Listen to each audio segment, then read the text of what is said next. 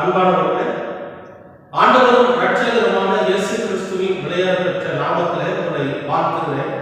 கர்த்தர் உங்களை ஆசீர்வதிப்பார்.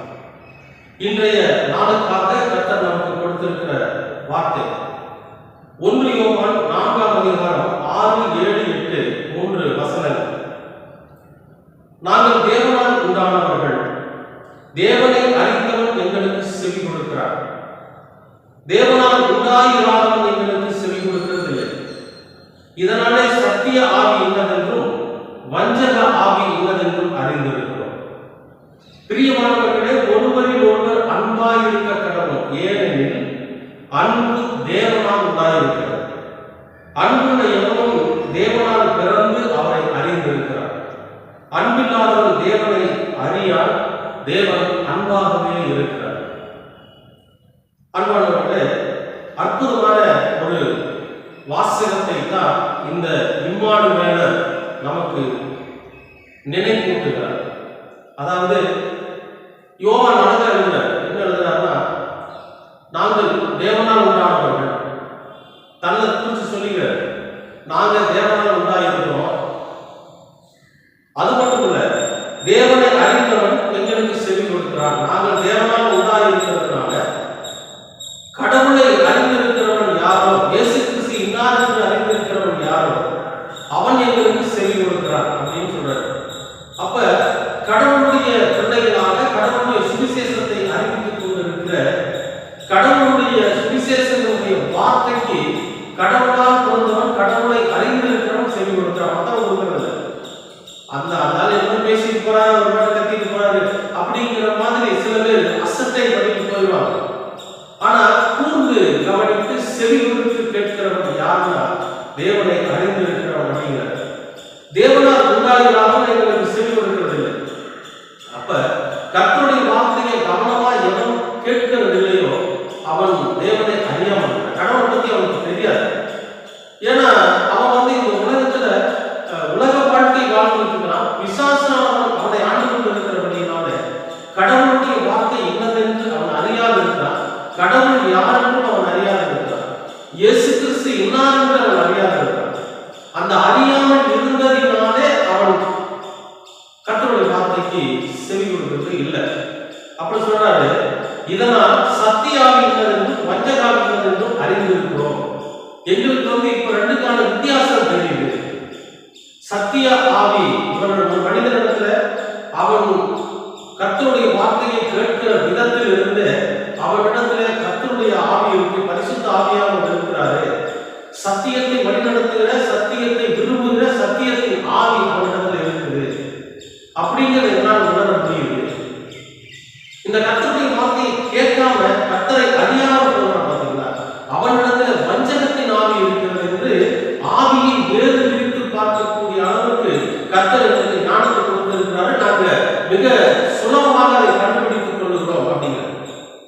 அப்ப நாமும் கூட நம்முடைய வாழ்க்கையில நம்மிடத்துல பேச வருகிறவர்கள் எந்த ஆவியினால பேச வருகிறார்கள் என்பதை நாம அறிந்து கொள்ளணும். அப்படின்னா நாம கடவுளோட பிள்ளைகளாக இருக்கணும், கடவுளை அறிந்திருக்கிறவர்களாக இருக்கணும்.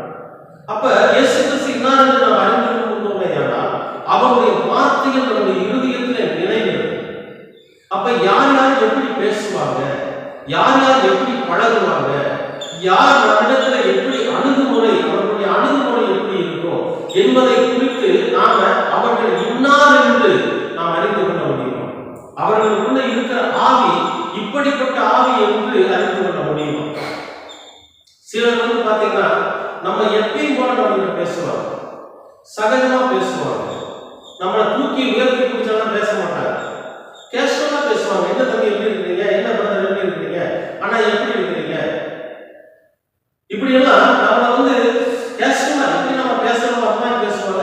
ஏன் இப்படி ஒரு காரியம் இப்படி செஞ்சு பார்க்கலாமே, அந்த மாதிரி செய்யலாமே, நம்ம ரெண்டு பேரும் சேர்ந்து செய்வோமா, இணைந்து செய்யலாம் அப்படிங்கிற மாதிரி எந்த ஒரு விஷயத்தை எடுத்தாலும் நம்மிடத்துல ஆலோசனை கேட்டு அவர்களுடைய ஆலோசனையை நம்ம சொல்லி ஒரு விஷயத்தை செய்வதற்கு அவர்கள் முயற்சிப்பார்கள்.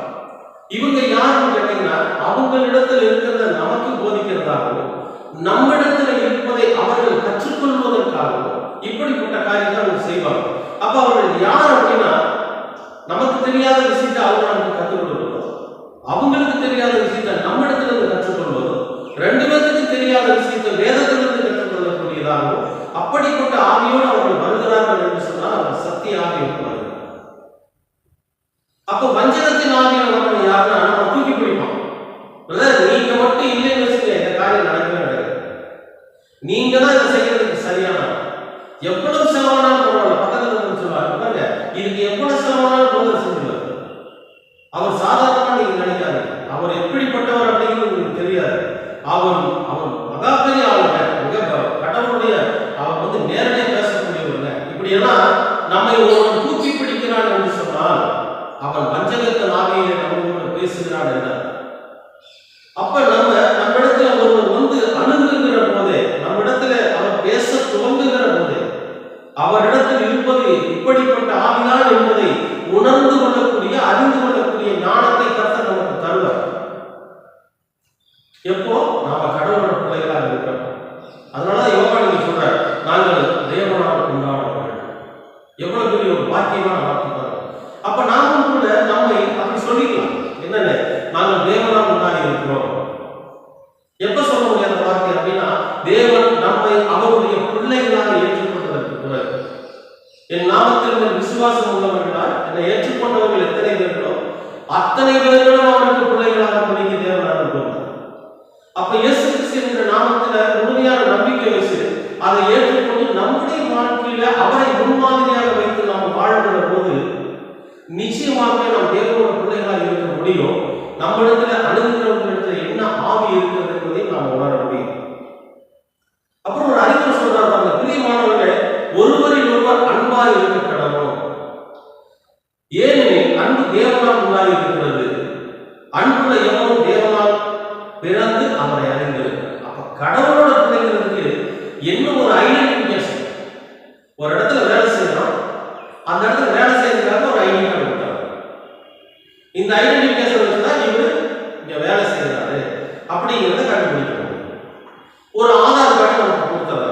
இந்த ஆதார் கார்டை வச்சுதான் இவர் இந்த இடத்துல இந்திய நாட்டினோட பிரஜை, இவர் இந்த இடத்துல குடியிருக்கிறாரு, இவர் தான் அவர் அப்படின்னு சொல்லி நம்மை குறித்து அடையாளம் காட்ட முடியும். அப்ப இந்த உலகத்துல ஒவ்வொரு காரியத்திற்கும் ஒவ்வொரு செயலுக்கும் நாம் நம்மை அடையாளம் காட்டிக்கொள்ள வேண்டிய ஒரு நிலை இருக்கிறது. அதுக்கு ஒரு ப்ரூஃப் காட்டணும். நீங்க எங்க போனீங்கனாலும் சரி, பேங்க் போனீங்கனாலும் சரி, எங்க போனீங்கனாலும் என்ன கேட்பாங்க? ஐடி ப்ரூஃப் ஏதாவது இருக்கா? நீங்க தான் அவங்களுக்கு என்ன அடையாளம் சொல்லுங்க, ஐடி ப்ரூஃப் கொடுங்க, போட்டோ ஐடியோட கொடுங்க அப்படின்னு சொல்லி கேட்பாங்க. அப்ப இந்த ஐடி ப்ரூஃப் எதுக்கு கேட்கிறாங்க அப்படின்னா, நாம் தான் அவர் என்று நிரூபிப்பதற்காக. அப்ப இங்க கடவுளோட பிள்ளைகள் என்பதற்கு என்ன ஐடென்டிட்டி, என்ன ஒரு அடையாளம் அப்படின்னு சொல்றாங்க. ஒருவரில் ஒருவர் அன்பாய் இருக்க கடவுளும், ஏனெனில் அன்பு தேவனால் உண்டாகி இருக்கிறது. அன்புள்ள எவனும் தேவனாலே பிறந்து அவரை அறிகிறார். அப்ப எந்த நேரத்திலையும் அன்புள்ளவர்களா நம்ம இருக்கணும். நம்மிடத்தில் இருந்து அன்பு ஒவ்வொரு நிமிடமும் வெளிப்படும். இந்த அன்பு இருமாப்படையாது, அன்பு கோபம் அடையாது, அன்பு பாவத்தை மன்னிக்கும். இந்த அன்பு குறித்து பல விஷயங்கள் ஒன்று குழம்பியிருக்கு. அழகா எழுதியிருக்கிறார் பவுல். அதையெல்லாம் நம்ம படிச்சு பார்த்துட்டு, ஓ அன்பு இத்தனை விஷயம் இருக்கா, அன்புள்ள விஷயம்னா அன்பு செலுத்துறதுனா என்ன அப்படின்னா, இந்த மாதிரி விஷயங்களை எல்லாம் நம்ம பொறுத்து போகணுமா? அன்பு இருமாப்படையாது, அன்பு தன்னை புகழாது, இப்படியெல்லாம் இருக்கு. இப்ப பாத்தீங்கன்னா நிறைய பேர் தன்னைத்தான் தற்புகழ்ச்சி, நான் மட்டும் அப்படி இல்லைன்னா, நான் மட்டும் நீங்க நான் மனம் இருந்ததுன்னா பெரிய இதாக இருக்கும், நான் தான் அதை செய்ய முடிச்சேன், என்னாலதான் அது முடியும், என்கிட்ட தான் அந்த தகுதி இருக்குது அப்படின்னு தன்னைத்தானே புகழ்கிற தற்புகழ்ச்சி அன்புக்கு பிடிக்காது. அன்பு தன்னை புகழாது. இன்னொரு விஷயம் தெரியுமா, அன்பு மற்றவர்களை இகழாது. அன்பு மற்றவர்களை ஏளனமா பேசாது, மற்றவர்களை அவமானப்படுத்தாது, மற்றவர்களை குற்றப்படுத்தாது. அன்பு அன்பு இருக்கிறப்ப ஒருத்தர் நம்ம கண்ணு முன்னால் ஒரு தப்பு செஞ்சுட்டான்னு வச்சுங்க, அவனை மன்னிக்க தோணும், அவனுக்கு அறிவுரை சொல்ல தோணும். இப்படி நீ செஞ்சது தவறு, செய்யாத, இப்படி செஞ்சதுனால உங்களோட வாழ்க்கை இப்படி பாதிக்கும் அப்படின்னு சொல்லி அவர்கள் செய்த தவறை அவர்களுக்கு உணர்த்தி அவர்களை திருத்துவதற்கு என்ன வழியோ அந்த வழியை பின்பற்றுவதுதான் அன்பு. ஆண்டவர் சொல்றார், அப்படி அன்பு செலுத்துகிறவன் யாரோ அவன் தேவனாலே வரவில்லை. பிரியமானவர்களே, இப்போ ஆண்டவராக பிறந்ததுனால அவர் அன்பு செலுத்துகிறார். இன்னொரு சொல்றாங்க, அன்பில்லாத ஒரு தேவனை அறியான், தேவன் அன்பாகவே இருக்கிறார். அன்பில்லாதவனுக்கு கடவுள் யாருன்னு தெரியாது, இயேசு கிறிஸ்து யாருன்னு தெரியாது. இப்ப ஒருவன் தன் சிநேகிதனுக்காக தன் ஜீவனை கொடுப்பதிலும் அதிகமான அன்பு இந்த உலகத்தில் வேற ஒன்றும் இல்லை. உயிரையே ஒருத்தர் கொடுக்கிறான்னு சொல்ல, அதை விட வேற ஒரு அன்பு என்ன இருக்க முடியும் இந்த உலகத்தில்? நீ நல்லா இருக்கணும், அதுக்கு நான் சாகணும், சரி சாகிறேன். நீ சந்தோஷமா வாழணும், இந்த உலகத்துல பாவம் இல்லாம, இந்த உலகத்துல அக்கிரமம் இல்லாம, நீயும் பிதாவோட வலது பாரிசத்துல வீற்றிருக்கிறவனா நீ வரணும் அப்படின்னா அதுக்கு என்ன செய்யணும் சொல்லுங்க? என்ன செஞ்சா நீ அந்த மாதிரியான ஒரு பாக்கியத்தை செய்ய? இந்த பாவத்தை நீ செய்ய வேண்டாம் நான் சொல்றேன். நான் என்ன செஞ்சா நீ இந்த பாவத்தை செய்யாம ஆண்டவர்கிட்ட கேள்வி, நான் என்ன செய்யணும்?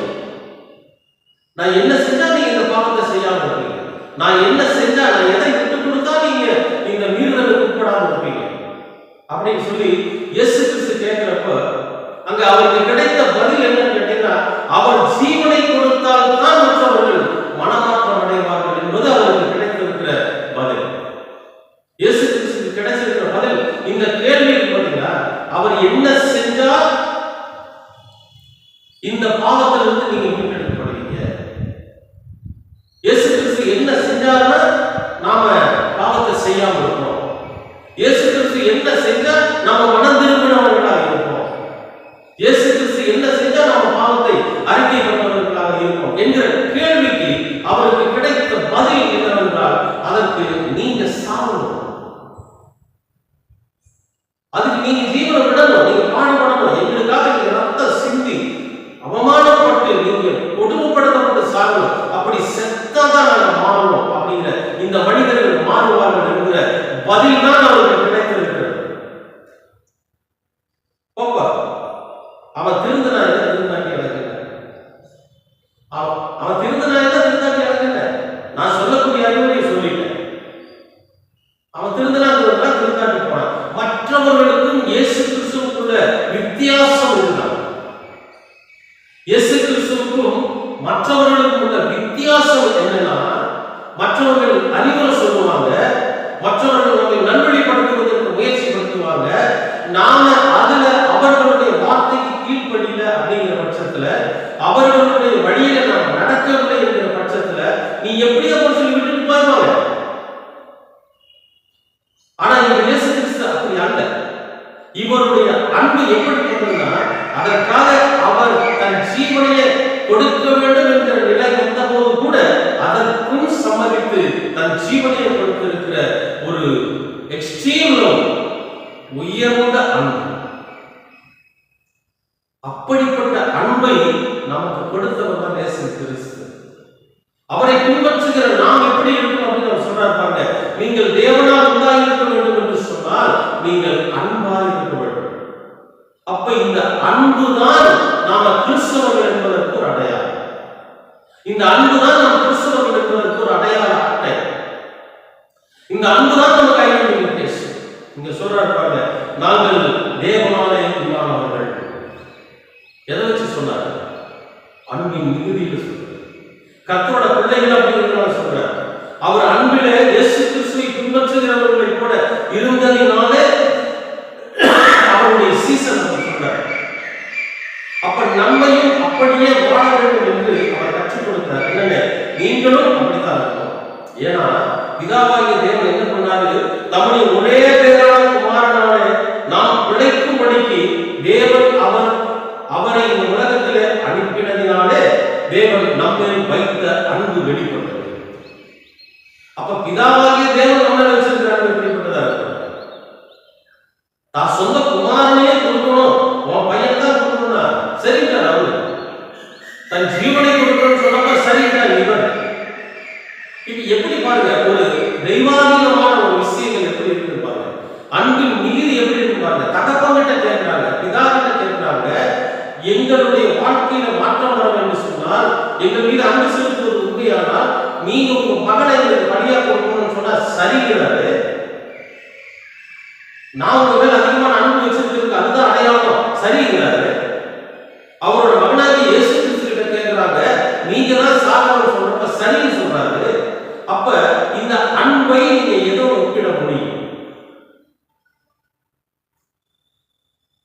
சொல்லுங்க. இப்படிப்பட்ட அன்பை பிதாவும் குமாரனும் நம் மீது வைத்திருக்கிற இப்படிப்பட்ட அன்பை நாம் ஏதோ ஒப்பிட முடியும்? இதை ஒப்பிட்டு பார்த்து நாம் மனம் திரும்பாமல் போனால் நம்முடைய வாழ்க்கை எப்படி நினைச்சு? அப்ப அன்பு என்பது அளவிட முடியாத ஒன்று, அதை அளக்க முடியாது. இவ்வளவுதான் அன்பு செலுத்தினாங்க. கோபம் வந்து சரி என்னை திட்ட ஆரம்பிச்சா, நான் அவனை மன்னிப்பு கேட்டேன், அவன் கோபம் போயிடுச்சு. என்னை அடிக்கிறது ஒரு வெறியோட வந்தா, நான் அவனை சமாதானம் பண்ணிட்டேன், அதனால அவன் வெறி அவனுக்கு அடங்கிடுச்சு. எல்லாத்துக்கும் ஒரு லிமிட் இருக்கு. அன்புக்கு எல்லை, அன்புக்கு எல்லை. அதனால சொல்றாரு, நாம் தேவனிடத்தில் அன்பு கூர்ந்ததினால் அல்ல, நாம கடவுள்கிட்ட அன்பு கூர்ந்ததுனால அவர் நமக்கு நல்லதை செய்யல. தேவன்கிட்ட நாம உங்க மேல நாங்க அன்பு வச்சிருக்கிறோம், உங்க மேல நான் பயம் வச்சிருக்கிறோம், உங்க கட்டளைகளை நிறைவேற்றணும் அப்படின்னு நம்ம சொன்னதுனால அல்ல. அவர் நம்மிடத்தில் அன்பு கூர்ந்து, அவர் பிதாவாகிய தேவன் நம் மீது அன்பு வைத்ததினாலே, நம்முடைய பாவங்களை நிவர்த்தி செய்கிற கிருபாதார வழியாக தம்முடைய குமாரனை அனுப்பினதினாலே அன்பு உண்டாகிறது.